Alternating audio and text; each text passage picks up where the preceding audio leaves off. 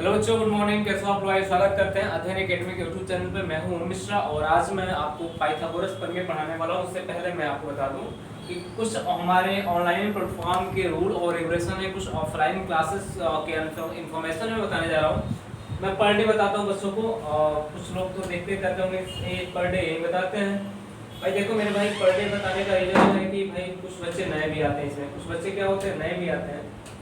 कुछ बच्चे नए भी आते हैं, उनके लिए बहुत इंपॉर्टेंट हो जाता है कि भाई उनको भी जानना जरूरी होता है कि चीज़ें क्या नया हो रही है अध्ययन एकेडमी में। तो मैं बता दूं कि देखो यार, ऑनलाइन जो प्लेटफॉर्म मेरा है, ऑनलाइन प्लेटफॉर्म है, इसकी फीस है 499। मात्र फीस कितनी रखी गई? 499 की फीस रखी गई। इस 499 में आपको पूरा का पूरा एसएससी, पूरा का पूरा दरोगा, पूरा का पूरा लेखपाल, एसएससी जीडी और पीईटी।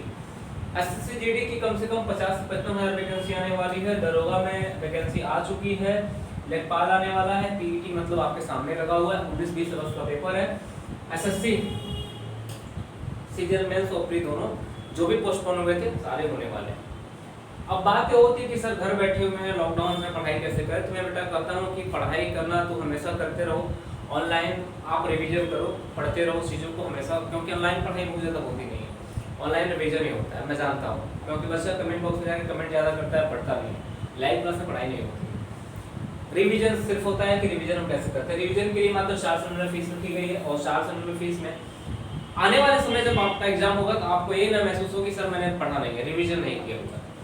ऑफलाइन क्लासें हमारी मैक्सिमम 10 दिन, जितना दिन मैक्सिमम 10 दिन के अंदर ऑफलाइन क्लासेस खुलने वाली है। मैक्सिमम लगेगा तो 10 दिन, इससे ज़्यादा नहीं लगेगा, यानी 10 दिन से कम ही लगेगा।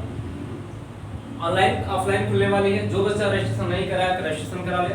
जिनको लगता है कि अध्ययन एकेडमी पढ़ना चाहिए, जो पुराने बच्चे पढ़े हुए आके रजिस्ट्रेशन करा के पढ़ना और रजिस्ट्रेशन करा ले, अपनी सीट एक बुक करा ले। ऑनलाइन फीस कैसे जमा करनी है आप जान लो। ऑनलाइन फीस जमा करनी है आपको कैसे? ये नंबर है 8299643920।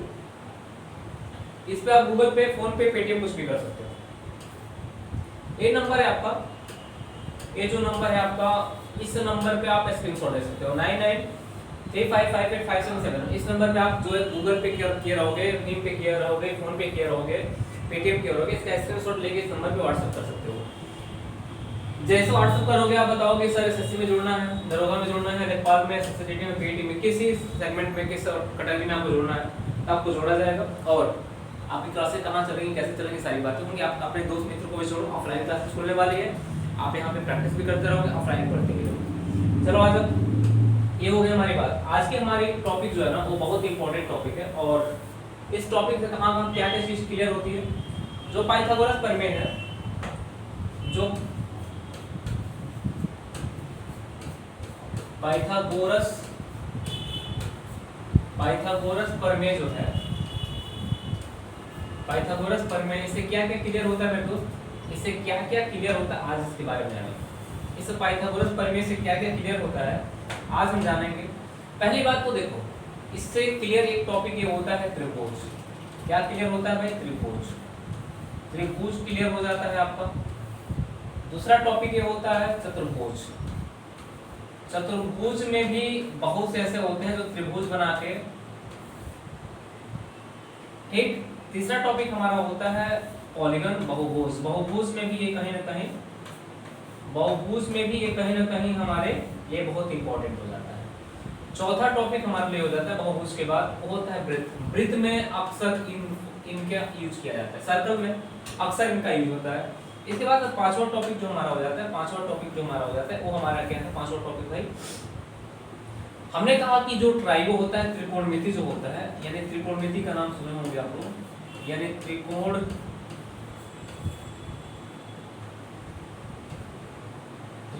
का नाम सुने होंगे आप लोग। त्रिकोणमिति जो होता है यानी पूरा का पूरा ट्रिग्नोमेट्री जो होता है इसी पे डिपेंड होता है, पाइथागोरस प्रमेय पे डिपेंड होता है। उसके बाद छठा जो होता है हमारा हाइट एंड डिस्टेंस, ऊंचाई और दूरी। ऊंचाई और क्या? ऊंचाई और दूरी जो होता है, ऊंचाई और दूरी जो होता है पूरा का पूरा पाइथागोरस प्रमेय पे डिपेंड करता है। उसके बाद सातवां जो होता है हमारा, सातवां निर्देशांक ज्यामिति। अब सोचो, निर्देशांक ज्यामिति, निरसंग ज्यामिति यानी कोऑर्डिनेट ज्योमेट्री भी पूरा का पूरा डिपेंड होता है। बात समझ लो ना मेरी, मैं क्या कहना चाहता हूँ। कोऑर्डिनेट ज्योमेट्री हो गया, निरसंग ज्यामिति हो गया, कहीं ना कहीं अलजेब्रा में कुछ पार्ट ऐसे होते हैं जो इस पे डिपेंड करते हैं। तो मैंने कहा कि पाइथागोरस प्रमेय, त्रिभुज जब पढ़ोगे तो पाइथागोरस प्रमेय का यूज मिलेगा। चतुर्भुज पढ़ोगे, बहुभुज पढ़ोगे, वृत्त पढ़ोगे, ट्रिग्नोमेट्री यानी त्रिकोणमिति पढ़ोगे, ऊंचाई दूरी पढ़ोगे, निरसंग ज्यामिति पढ़ोगे। 8वां नंबर मेंसुरेशन यानी क्षेत्रमिति जब पढ़ोगे, क्या पढ़ोगे, जब क्षेत्रमिति पढ़ोगे, जब क्षेत्रमिति पढ़ोगे तब भी इनका यूज किया जाता है। क्षेत्रमिति में इनका यूज किया जाता है ऊंचाई, यानी मेरा कहने का मतलब कहीं ना कहीं हर जगह इनका इंप्लीमेंट होता है। किसका, पाइथागोरस प्रमेय का। अब एक नाम कामनिक, नाम एक कामनिक, यानी मेरा कहने का मतलब कि एक नाम है, एक थ्योरम है, और थ्योरम का कहाँ का यूज होता है, रीजनिंग में आपको डिस्टेंस और डायरेक्शन यूज होता है। डिस्टेंस एंड डायरेक्शन में, डिस्टेंस एंड डायरेक्शन में क्या होता है, डिस्टेंस एंड डायरेक्शन में जो होता है, डिस्टेंस एंड डायरेक्शन में जो होता है इसका यूज किया जाता है। यानी डिस्टेंस और डायरेक्शन में भी इनका यूज, पाइथागोरस प्रमेय का यूज होता है, मतलब 100% होता है, इसमें कोई डाउट नहीं। आप सोचो कि जानना पड़ेगा पूरा का पूरा पाइथागोरस आपको। अब पाइथागोरस होता क्या मेरे दोस्त, आ जाओ। हमने कहा कि क्या होता है, ध्यान दो, हमने कहा कि एक समकोण त्रिभुज है, क्या है, ये सारा का सारा खेल किस पे है, समकोण त्रिभुज पे। हमने कहा कि समकोण त्रिभुज मेरा, हमने कहा इसको ए मानते हैं, ए बी हो गया, बी पे समकोण है और सी हो गया। हमने कहा ए हमारा हो गया, ए हमारा थीटा, थीटा के सामने जो, थीटा के सामने जो होता है हमेशा लंब होता है। क्या होता है, थीटा के सामने लंब होता है। ये आधार होता है, क्या होता है, आधार होता है। ये आपका कर्ण होता है, ये क्या होता है, कर्ण होता है, यानी हाइपोटेनस, बेस और परपेंडिकुलर, ये होता है हमारा। यानी थीटा अगर यहाँ है तो थीटा के सामने लंब होगा, थीटा अगर यहाँ होता है तो थीटा के सामने लंब ये होगा। इसको ट्रिग्नोमेट्री में आपको समझाएंगे। जो पाइथागोरस प्रमेय है, पाइथागोरस प्रमेय से पहले बोधायन ने, हमारे भारतीय गणितज्ञ थे बोधायन, बोधायन जो थे हमारे यहाँ भारतीय गणितज्ञ, एक पाइथागोरस के पिताजी थे। जैसे पाइथागोरस जो थे ना, उनके पिताजी थे, पाइथागोरस के पिताजी थे बोधायन से। अब कहोगे सर कैसे पिताजी हो गए, हमने कहा जब पाइथागोरस पैदा नहीं हुए थे, जब तक पैदा नहीं हुए थे तब तक बोधायन ने संपूर्ण त्रिभुज की शर्तों को दे दिया था कि संपूर्ण त्रिभुज होने की शर्त क्या होती है। उन्होंने बता दिया था कि दो छोटी भुजाओं के वर्गों का योग किसी बड़ी भुजा के वर्ग के बराबर होती है। उन्होंने स्पष्ट कर दिया था कि AB का स्क्वायर प्लस BC का स्क्वायर इक्वल टू AC का स्क्वायर, उन्हें स्पष्ट बता दिया था कि इतना होता है। उन्होंने सारी चीजें बता दी। अब इसी को कॉपी किया था किसने, पाइथागोरस ने। इसी किससे कॉपी किया था, पाइथागोरस ने। पाइथागोरस ने क्या किया था, इसी को कॉपी कर लिया था पाइथागोरस। जब उसने इसको कॉपी किया था, किसके प्रमेय को कॉपी किया था, बोधायन के प्रमेय को इसने कॉपी किया था। तो भाई ये गुरुजी हो गए, इनके शिष्य हो गए, और गुरुजी अक्सर शिष्य के पिताजी होते हैं, मतलब रिश्ते में। हमने कहा बोधायन जो है ये जाहिर सी बात है पाइथागोरस के पिताजी थे, क्योंकि इन्होंने सबसे पहले बोधायन के प्रमेय को उन्होंने कॉपी किया, कॉपी करके अपना नाम दिया कि भाई बोधायन साहब अपना ही, अब मेरा नाम है। जैसे न्यूटन का थर्ड लॉ होता है, तो हमने कहा कि हमारे यहाँ एक किताब है पाइथागोरस कॉन्सेप्ट, न्यूटन ने जब पैदा नहीं हुई तब तक किताब लिखी जा चुकी थी। क्या गुरुत्वाकर्षण की खोज न्यूटन ने थोड़ा की, उसके पहले चीजें लिखी जा चुकी, तो उन्होंने रिसर्च किया, पढ़ा, उसके बाद से उन्होंने कहा कि ये होता है, ये होता है। उसने बताया, केवल रिसर्च थोड़ा किया, उसने बताया, क्यों बताया कि होता है। उसके पहले प्रमाण थी, हमारे भारतीयों ने दिया था। तो कभी कभी इनसे पूछा जाता है कि बोधायन का प्रमेय क्या होता है, यानी पाइथागोरस प्रमेय को पहले भारतीय प्रमेय कहा जाता था, किसके नाम से है भाई, बोधायन के प्रमेय के नाम से उसको जानते हैं। आज तो हमने कहा कि इसको हम हटाते हैं, यहाँ पे इसको हटाते हैं, तो पाइथागोरस प्रमेय होने का कुछ रीजन होता है। पाइथागोरस प्रमेय होने का जो कुछ रीजन होगा वो क्या क्या होगा मैं बता दूँ। इसको मैं हटा देता हूँ, आधार को भी हटा देता हूँ, समझ रहे हो आप, इसमें कोई दिक्कत किसी को, इसमें मेरे भाई साहब किसी को कोई दिक्कत नहीं आ रही। यहाँ पे थोड़ा सा हट गया, यहाँ हम थीटा भी हटा देते हैं, इसलिए हटाते हैं कि भाई थीटा हटाने का रीजन है। हमने कहा कि पाइथागोरस प्रमेय ये संपूर्ण त्रिभुज होने की शर्त क्या कहता है, कहता है कि बता दो कि AB का स्क्वायर, शर्त होता क्या कहता है भाई, AB का स्क्वायर प्लस BC का स्क्वायर इक्वल टू BC का स्क्वायर, यानी कहता है दो छोटी भुजाओं के वर्गों का योग किसी बड़ी भुजा के वर्ग के बराबर। यही बात बोलता है।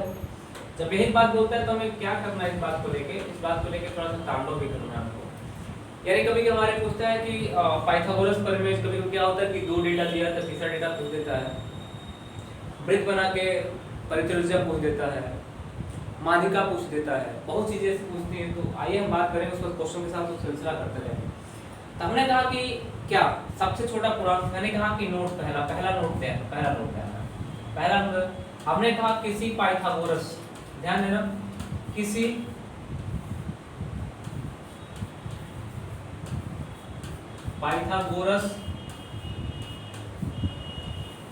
पाइथागोरस त्रियुग्म,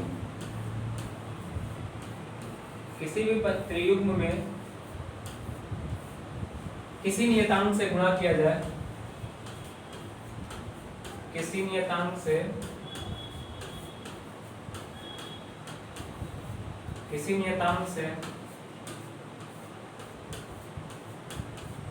गुणा किया जाए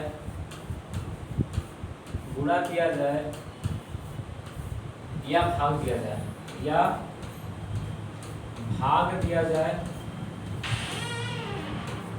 भाग दिया जाए तो परिणामी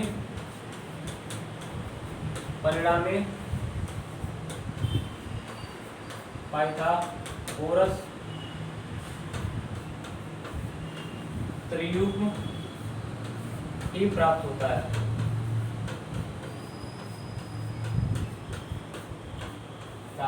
मैंने क्या बोला, जब किसी पाइथागोरस ट्रिपलेट में, किसी पाइथागोरस त्रियुग्म में, यानी कोई तीन संख्या ऐसी हो, मान लो कि मैंने कहा 2 3 4, कोई तीन संख्या, इसको पाइथागोरस ट्रिपलेट कहेंगे क्योंकि ये तीन संख्या ऐसी हैं, इसको अगर 2 मानते, इसको 3 मानते, इसको 4 मानते, सपोजेट मानो, करती नहीं है, सपोजेट मान लो 2 3 4 है, यानी 2 3 4 जो है, मान लो कि ये फुलफिल कर रही है कि संपूर्ण त्रिभुज होगा। संपूर्ण त्रिभुज होने का कंडीशन क्या होगा, दोनों भुज दो छोटी भुजाओं के वर्गों का किसी बड़ी भुजा के वर्ग के बराबर होगा। 2 3 4 अगर फुलफिल कर रही है, ये संपूर्ण त्रिभुज होगा, तो 2 3 4 में किसी नियतांक से गुणा करें या भाग दें, जो रिजल्ट आएगा वो पाइथागोरस ही होगा।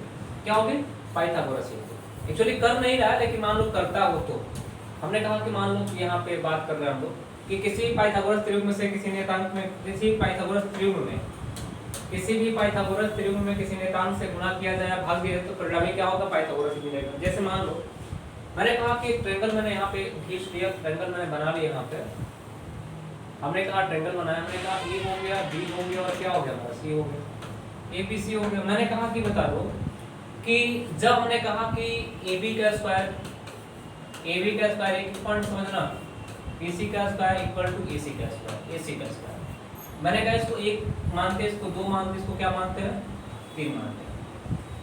तो क्या इनका स्क्वायर करना और इनका स्क्वायर करना इक्वल टू इनके स्क्वायर के बराबर आता है? तो आप कहोगे सर नहीं आएगा। क्यों नहीं आएगा? 1 का स्क्वायर 1 हो जाएगा, 2 का स्क्वायर 4 हो जाएगा, ये बराबर नहीं होगा 9 के, यानी 1 2 3 पाइथागोरस ट्रिपलेट को फुलफिल नहीं कर रहे हैं। 1 2 3 जो है पाइथागोरस ट्रिपलेट को क्या कर रही है, फुलफिल नहीं कर रही है। यहाँ पे मैंने किसको लिया, मैंने 2 के स्क्वायर को लिया, AB को 2 लिया, अब BC को 3 लिया, 3 का स्क्वायर, और इसको कितना लिया, 4 का स्क्वायर। क्या है, फुलफिल कर रही है क्या? आपका 2 का स्क्वायर 4 हो जाएगा, 3 का स्क्वायर 9 होगा, नॉट इक्वल टू 4 का स्क्वायर 16, यानी 13 नॉट इक्वल टू 16, यानी AB फुलफिल नहीं कर रहा, यानी AB 2 3 और 4 भी पाइथागोरस ट्रिपलेट को फुलफिल नहीं कर रहा। अब अगला मान लीजिए कोई और लेते हैं संख्या, मैंने कहा 3 4 और 5 को ले लिया, 3 4 और किसको ले लिया, 5 को। एक एक पॉइंट को समझना, मैंने कहा 3 का स्क्वायर 4 का स्क्वायर और 5 का स्क्वायर, मैंने किया 3 का स्क्वायर 9 हो गया, अब प्लस 4 का स्क्वायर 16, क्या है 25 को फुलफिल कर रहा है? हाँ फुलफिल कर रहा है। इसका मतलब कि सबसे छोटा गुणात्मक क्रमिक पूर्णांक जो होंगे, जो पाइथागोरस नियम को फुलफिल कर रहे होंगे, वो 3 4 और कितना होंगे, 5 होंगे। यानी मैंने कहा कि 3 4 और 5 होंगे, 3 4 5 होंगे, यानी मेरा कहने का मतलब पूरा का पूरा यहाँ फंडा ये क्लियर है मेरा कि एक की वैल्यू 3 हो जाएगी, 4 हो जाएगी, कितनी हो जाएगी, 5 हो जाएगी। ये सबसे छोटा, यानी इसको हम लिख सकते हैं, एग्जाम में क्वेश्चन पूछा गया है, सबसे छोटा जो है धनात्मक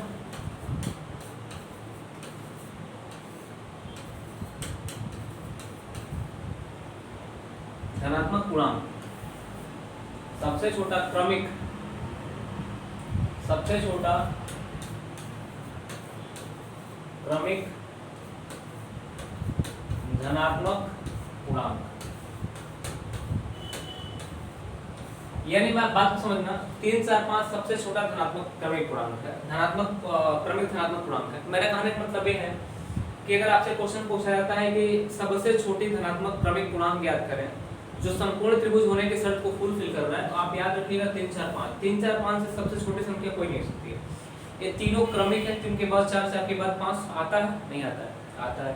ये सबसे छोटी धनात्मक क्रमिक धनात्मक पूर्णांक है जो पाइथागोरस थ्योरम को, जो संपूर्ण त्रिभुज होने की शर्त को फुलफिल कर रहा है, यानी यही हो सकता है 3, 4 और 5। इसके अलावा कोई हो नहीं सकता है। तो मैं थोड़ा सा कुछ रूल आज पे लिखवाऊंगा, कुछ इस पे रूल लिखवाऊंगा, रूल को ध्यान से पढ़ना और समझना।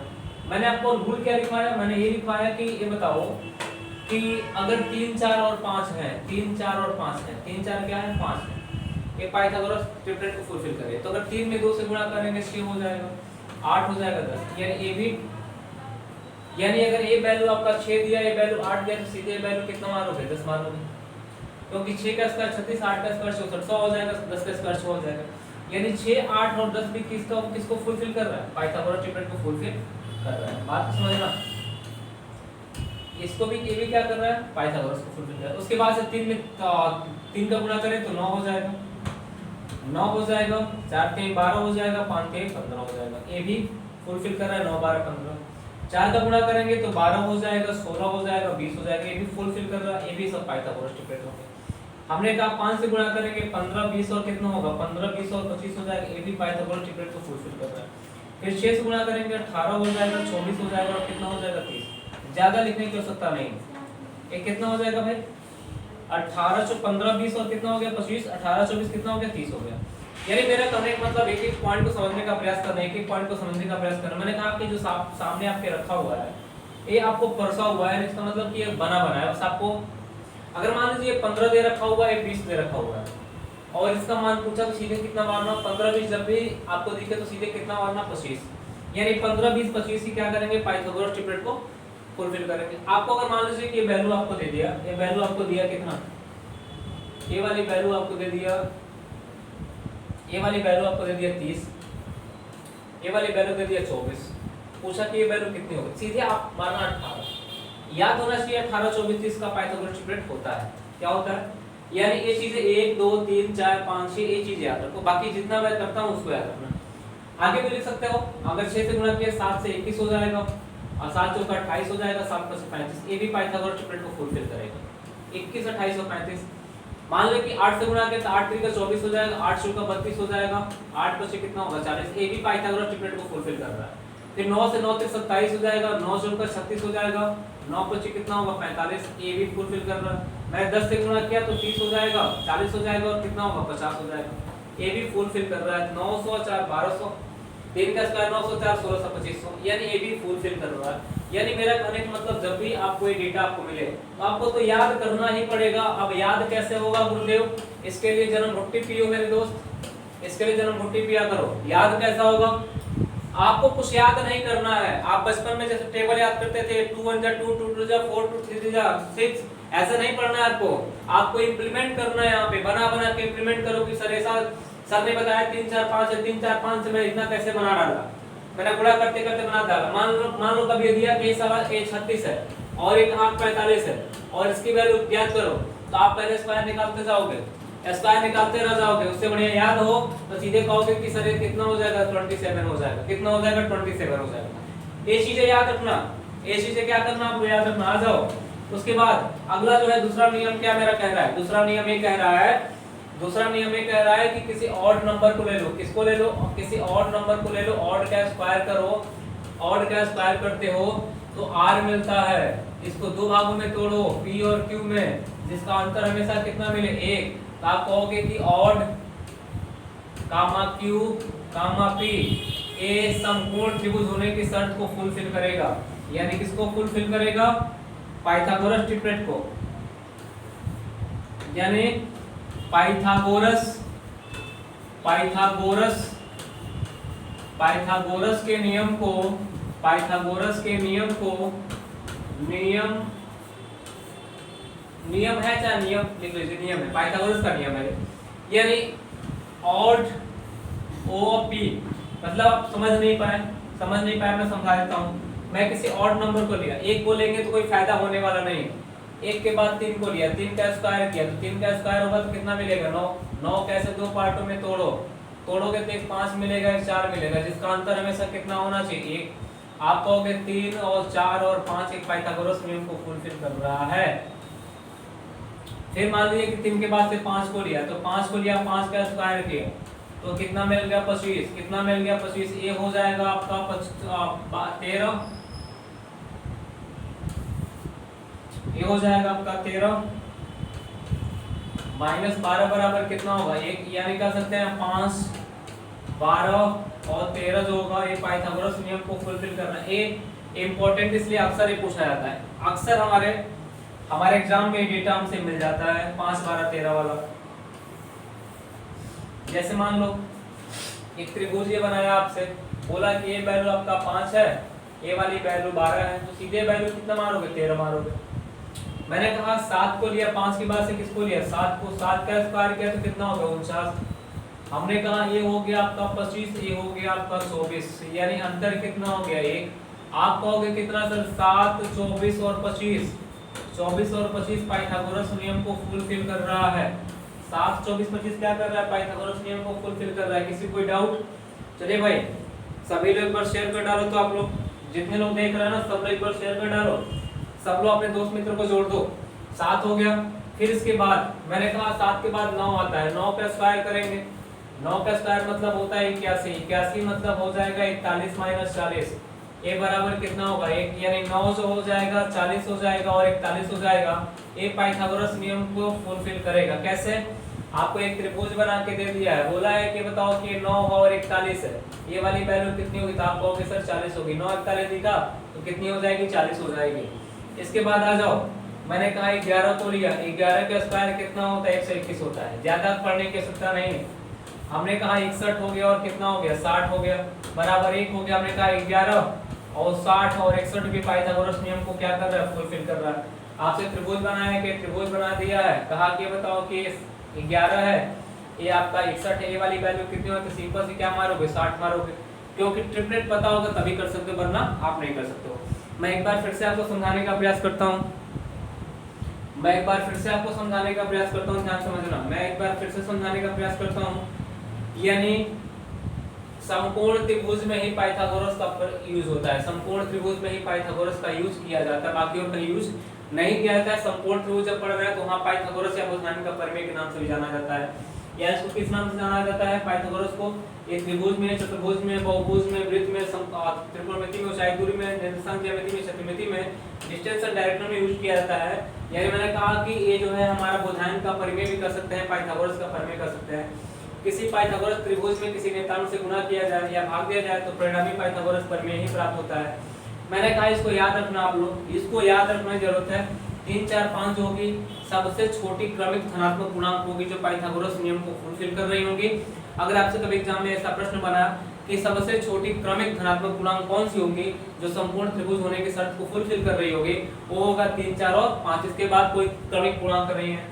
हमने कहा 7, 8, 9, 6, 8, 10, 9, 12, 15, 12, 16, 20, 15, 20, 25, 18, 24, 30, 15, 20, 25, 12, 16, 20 और 9, 12, 15 हो गया, और 6, 8, 20, 21, 28, 35, 24, 32, 40, 27, 36, 45, 30, 40, 50, यानी इसको याद रखना आप लोग। इसके बाद आप लोग इसको याद रखना, किसी और नंबर को लेंगे क्या पूछ देगा, किसी और नंबर को लेके ये वाला क्या पाइथागोरस नियम को फुलफिल कर रहा है, आपको यस, यही सिंपल सी बात पूछ देगा पूरा डायग्राम बना के कि क्या पाइथागोरस नियम को फुलफिल कर रहा है, तो आप कहोगे पाइथागोरस नियम को फुलफिल कर रहा है। यानी किसी भी और नंबर को लोगे 3 को लोगे, 3 का स्क्वायर करोगे 9, 9 कैसे दो पार्टों में तोड़ो जिनका आंसर कितना मिले 1, तो 3, 4, 5 क्या हो जाएगा पाइथागोरस। 5 को लिया तो 5, 12, 13 मिल गया, 7 को लिया 7, 24, 25 मिल गया, 11, 9 को लिया तो 9, 40, 47 मिल गया, फिर उसके बाद किसको लिया 11 को, तो 11, 60, 61 मिल गया, यही मिल गया मानना।